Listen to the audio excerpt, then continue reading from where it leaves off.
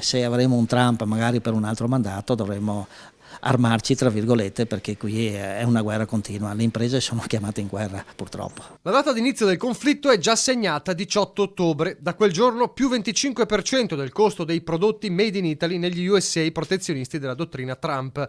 E il sospiro di sollievo per il prosecco e i vini salvatisi in extremis dalla lista nera delle eccellenze made in Veneto non fa abbassare certo il tono della polemica.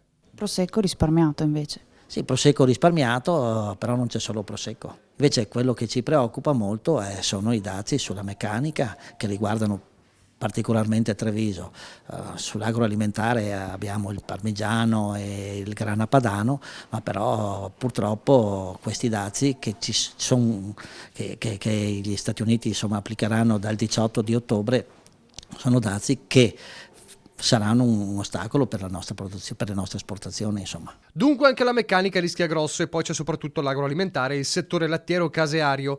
Confagricoltura Veneto conferma che ad essere preoccupati sono soprattutto gli allevatori. Un settore importante per il Veneto, considerato che la produzione di latte nel 2018 si è attestata su oltre 1 milione di tonnellate.